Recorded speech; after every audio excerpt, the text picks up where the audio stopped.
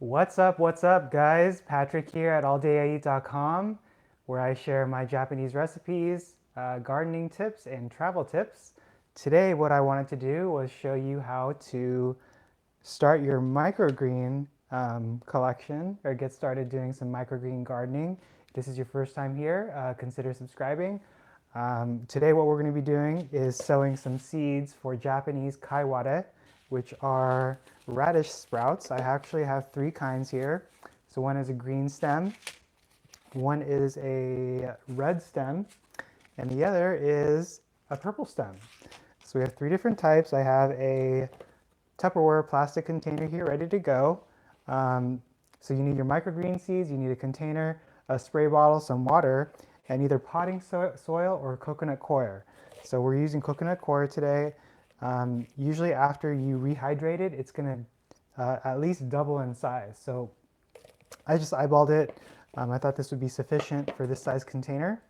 And we should be able to harvest these in about 4 to 5 days. So they grow really quickly. They are different from sprouts because you don't eat the entire thing. So you just cut these off towards as close to the roots as possible. And they're ready to harvest anytime after you see 2 leaves sprout from the top. So let's go ahead and get started. So the first thing that I'm going to do, I guess before we get started, I do have a link in the description below for my quick start guide. If you want to get started growing your own microgreens, make sure to sign up and get that sent to you. It's a 4-page guide that walks you through step by step on how I grow my microgreens. It's very easy to do, and we're going to walk through that right now on this video. So let's go.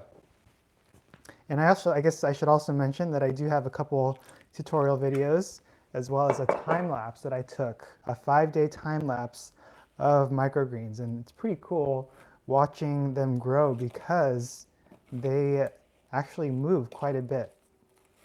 And you'll see they almost look like they're dancing if you check out the video that I have in the description below.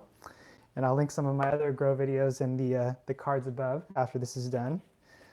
So I guess question of the day, have you grown microgreens before? And if so, what is your favorite type? I actually have grown several varieties of microgreens, and I actually like all of them. They've all got a lot of unique flavors, and they can pack a punch, especially these spicy ones like the mustards. So for the coconut coir, you want to have this hydrated, not so that it is mushy and muddy, but just slightly wet. You can see that the volume has increased quite a bit. I guess it's almost like 4 or 5 times the original amount. So I'm going to put a little bit more water in.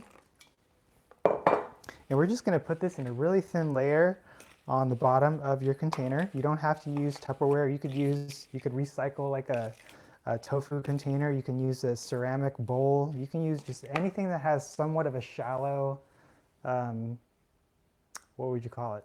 Any kind of a shallow container. This one's a little bit high. You could probably get away with a container that has like a 1/2 inch height. Hey Parker, nice to see you. And yes, 4 days is really fast, by the way. I forgot about chat. Okay, so we're going to layer this in a really thin layer, about a 1/4 inch thick. And I'm going to actually do 3, I'm going to try to do 3 even sections of these microgreens.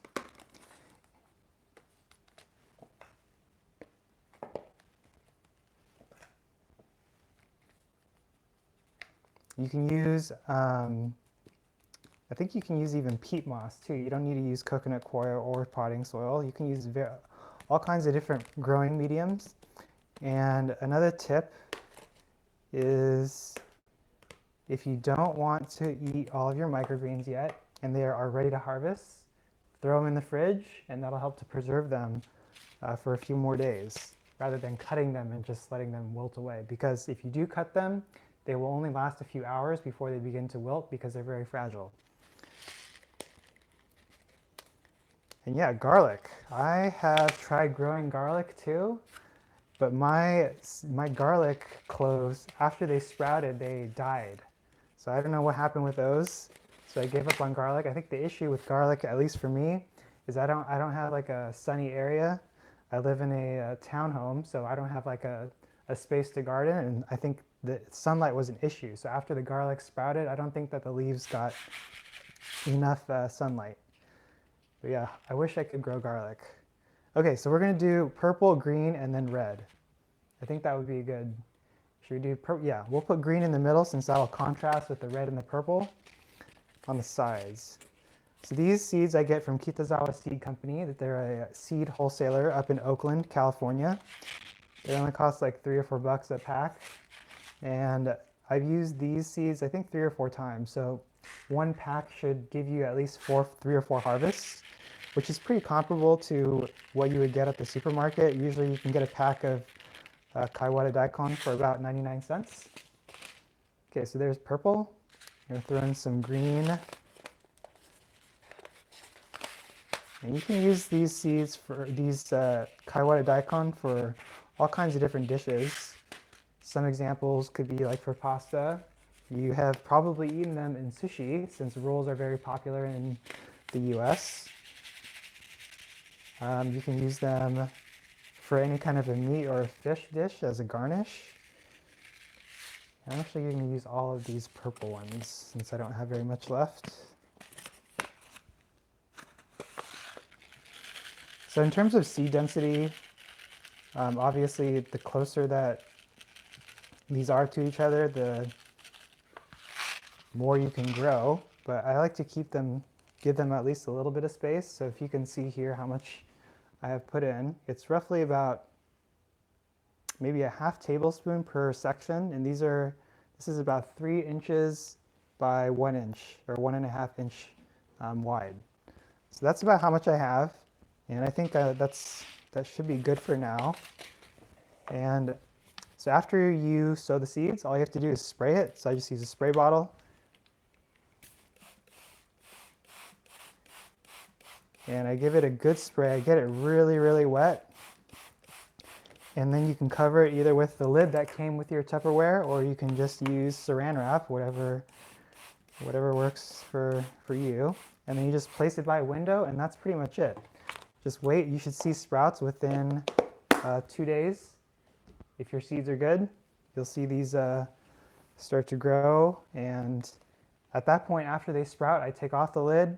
I give it another good spray, and that's about it. I don't spray them anymore after that because they take the residual moisture that the coconut coir has absorbed, and they will take that up into the little roots, and then they'll grow and sprout. And as soon as you see those little 2 leaves pop out, they're ready to be cut.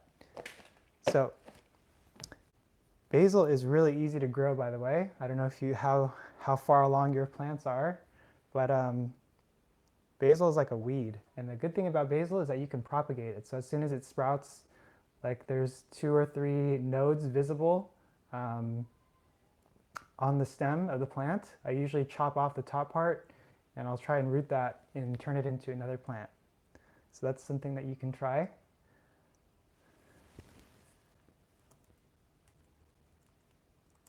So yeah, I think that was pretty much it. I will be sharing an update maybe this weekend on Saturday or Sunday, just to show you how quickly they have grown. And meanwhile, you can check out the videos that I have listed in the description to see how my other microgreen grow attempts went, and they were successful. It's one of the easiest things that you can grow, and it's almost immediate gratification. So this is one of the reasons why I like growing microgreens so much, is that you only have to wait a few days before you can harvest your microgreens. So hope you get a chance to try these, and I will see you guys next time.